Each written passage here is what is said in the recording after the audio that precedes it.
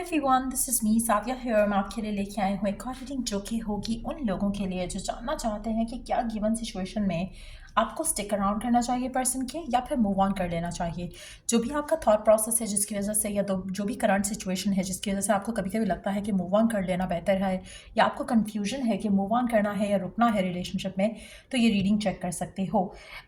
इस रीडिंग में हम पिक अ कार्ड करेंगे, सो स्टिक अराउंड। एंड रीडिंग शुरू करने से पहले रिमाइंड करवा दूँ कि ये एक जनरल रीडिंग है, सबके साथ मैच कर भी सकती है और नहीं भी। सो जो बातें जो मैसेजेस मैच करते हैं उन मैसेजेस को पिक करो और बाकी सबको छोड़ दो। अगर आप पर्सनल रीडिंग्स चाहते हो पेपॉल से इजी पैसे से पेमेंट कर सकते हो, सिर्फ तभी रीच आउट करो ताकि आपका भी टाइम वेस्ट नहीं हो और मेरा भी। सो लेट मी पुल सम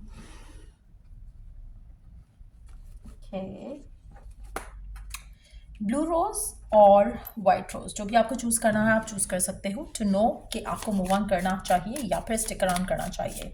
सो सवाल हम एक ही रखेंगे, हम ये रखेंगे कि क्या आपके लिए गिवन सिचुएशन में मूव ऑन कर लेना सही है, हाँ या ना। क्या आपको मूव ऑन कर लेना चाहिए पहली पाइल के लिए, क्या आपको मूव ऑन कर लेना चाहिए सेकंड पाइल के लिए,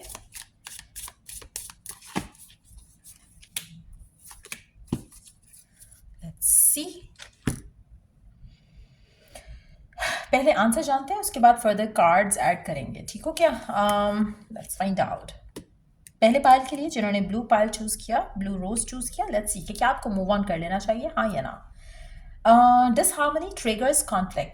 आप दोनों के दरमियान में बहुत ज़्यादा फाइट्स, आर्ग्यूमेंट्स, डिसएग्रीमेंट्स हैं और मुझे लगता है कि हर चीज़ ट्रिगर करती है आपके रिलेशनशिप को इन अ नेगेटिव वे। तो मुझे लगता है कि जो लैक ऑफ हार्मनी है उस करंट सिचुएशन में आपको दूर होना तो आप दोनों के लिए डेफिनेटली बहुत ज़बरदस्त है। ज़रूरत इस चीज़ की इसलिए है क्योंकि जितनी नेगेटिविटी आ चुकी है रिलेशनशिप के अंदर, वो आपको एक दूसरे की ज़रा सी भी बात जो है वो चुभेगी, एक दूसरे की ज़रा सी भी बात पे आपको फाइट और आर्ग्यूमेंट ही होगा। सो गिवन सिचुएशन में साथ रहना definitely is not the solution. Given situation में थोड़ा दूर रहना, अगर आप इन टच हो तो मुझे लगता है कि थोड़ा सेपरेशन हो जाए वो आपके लिए बेहतर रहेगा। चाहे आप शादीशुदा हो, चाहे रिलेशनशिप में हो, चाहे जो भी सिचुएशन है आप दोनों की, उसमें जो हार्मनी मिसिंग है ना, वो आप जितना सॉल्व करने की कोशिश करोगे कॉन्फ्लिक्ट को, जितना ज़्यादा आप चीज़ों को रिजॉल्व करने की कोशिश करोगे, आप दोनों की एक दूसरे को लेकर इरिटेशन जो है वो इतनी हद तक बढ़ चुकी है कि इसमें थोड़ा टाइम अपार्ट लेना आप दोनों के लिए बहुत ज़बरदस्त है।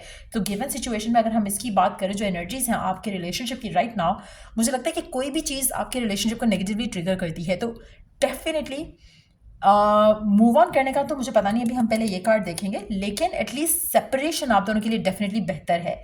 क्योंकि आपका जो कॉन्फ्लिक्ट है वो रिजॉल्वेबल नहीं है गिवन सिचुएशन में। जब आप भी रेडी नहीं हो बात करने के लिए, आपका पर्सन भी रेडी नहीं है बात करने के लिए, एक दूसरे को सुनने के लिए राजी नहीं हो, तो मुझे नहीं लगता कि आप, इट्स मोर लाइक कि आप दोनों सेम पेज पे हो ही नहीं, सेम पेज पर नहीं हो, कॉन्फ्लिक्ट है। ऊपर से जब आप एक दूसरे को समझाने की कोशिश करोगे उससे और ट्रिगर्स आएंगे, उससे और नेगेटिविटी अट्रैक्ट करोगे, एक दूसरे को पिन पॉइंट करोगे कि तुमने यहाँ किया, तुमने यहाँ गलत किया, तुमने ये किया, तुमने वो किया, वो सारी चीज़ें एडअप करेंगी मोर डिसहार्मनी को, मोर ट्रिगर्स को और मोर कॉन्फ्लिक्ट को। तो क्या सही है आपका इस इंसान के साथ रहना right now? The answer is a big no. मुझे लगता है कि आपका मूव ऑन करना या फिर सेपरेट होना फिलहाल आपके लिए, आपके रिलेशनशिप के लिए ज़्यादा बेहतर है। Let's see the next card ताकि हमें फाइनल आंसर मिल सके कि क्या आपका मूव ऑन करना सही है इस इंसान से। ट्विन फ्लेम्स, आप दोनों ट्विन फ्लेम जर्नी में हो। मुझे लगता है कि मूव ऑन करना, सेपरेट होना आपके लिए बेस्ट है राइट नाउ। अल्टीमेटली आप दोनों एक दूसरे के पास ज़रूर आओगे। सो जो चीज़ें लर्न करनी है वो आप एक दूसरे के साथ रह के लर्न नहीं करोगे। जितना ज़्यादा कोशिश करोगे ना उतनी ज़्यादा फाइट्स, आर्ग्यूमेंट्स जो है, डिसएग्रीमेंट्स जो है वो बढ़ेंगे। सो आप में से कुछ लोगों के लिए, to be honest, twin flame journey है। और एक और चीज़ भी मैं यहाँ पे मेंशन करूँगी, आप में से कुछ लोगों के लिए आप दोनों एक दूसरे के पास आके ना तो आपके अंदर एक अजीब सा अगर हम बात करें सेक्सुअल रिलेशनशिप की, वो शायद परफेक्ट होगा आप दोनों के दरम्यान में। केमिस्ट्री, फायर, पैशन, एक्साइटमेंट बहुत ज़्यादा होगी, लेकिन when it comes to emotional compatibility वो मिसिंग लग रही है मुझे। और मुझे लगता है कि आप में से काफ़ी सारे लोग एक दूसरे के पास या एक दूसरे की ज़िंदगी में सिर्फ इसलिए आए हो ताकि लर्न कर सको कि आपको एक दूसरे के पार्टनर में क्या पसंद नहीं है और आपको क्या नहीं चाहिए। सो कामिक और ट्विन फ्लेम एनर्जी मुझे यहाँ पे ज़्यादा लग रही है। आप में से कुछ लोगों के लिए ट्विन फ्लेम है, मेजॉरिटी के लिए मुझे कामिक एनर्जी ज़्यादा लग रही है। स्पेशली इस कार्ड और इस कार्ड की जो वाइब है together, it's more of a comic person, comic relationship. So right now separation आप दोनों के लिए बेस्ट है. मूव ऑन करना एक दूसरे से बेस्ट है.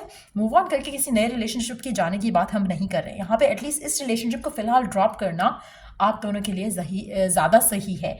सो डेफिनेटली आपको मूव ऑन कर लेना चाहिए जिन लोगों ने ब्लू वाला पाइल चूज़ किया. ठीक है, जिन लोगों ने वाइट वाला पाइल चूज़ किया, लेट्स फाइंड आउट कि क्या आपके लिए मूव ऑन करना सही है right now. Trust in the divine time. एक चीज़ मैं यहाँ पे मेंशन करूँगी, आपके लिए भी जस्ट लाइक द पहली पाइल, आपके लिए डिवाइन टाइमिंग पर ट्रस्ट करना बहुत ज़रूरी है.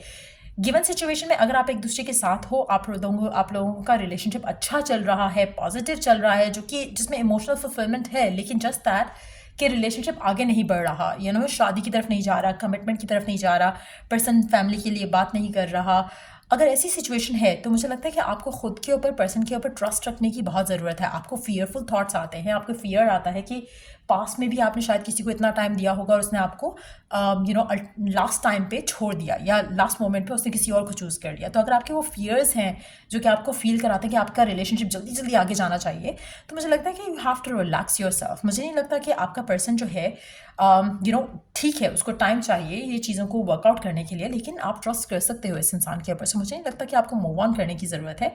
बट यस, अगर आप राइट नाउ नो कॉन्टैक्ट की सिचुएशन में हो और देन आप ये सवाल कर रहे हो कि क्या आपको मूव ऑन कर लेना चाहिए, मुझे लगता है कि इन दैट सिचुएशन अगर आप ऑलरेडी दूर हो चुके हो तो इस सेपरेशन को जहन में रखते हुए स्टिल इस इंसान के ऊपर आप ट्रस्ट कर सकते हो.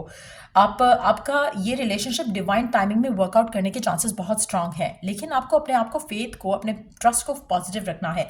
आप में से काफ़ी सारे लोग ऐसे होंगे जो कि डाउटफुल हैं, इनसिक्योर हैं, क्योंकि आपको लगता है कि पर्सन जितना टाइम ले रहा है आपके पास आने में या इस रिलेशनशिप को वर्क करने में, आपको लग रहा है कि शायद उसकी इंटेंशन गलत है. अगेन, ट्रस्ट करना बहुत ज़रूरी है. अगर आपको ट्रस्ट नहीं है इस इंसान के ऊपर और अगर आप दोनों का रिलेशनशिप बहुत ख़राब चल रहा है, तो मुझे लगता है कि यू हैव टू सरेंडर और फिर अपनी लव लाइफ को जैसे अनफोल्ड होती है नेचुरली उसको अनफोल्ड होने दो.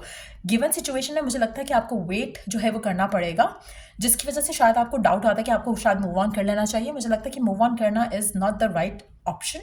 यहाँ पे ट्रस्ट करना डिवाइन टाइमिंग के ऊपर इज़ द राइट ऑप्शन. लेकिन अगर आपके लिए पर्सन के ऊपर ट्रस्ट करना इम्पॉसिबल है और आपको लगता है कि इस पर्सन का वेट करते करते आप नेगेटिव हो गए हो, तो it's better to cut off, लेकिन move on to a new person नहीं करो.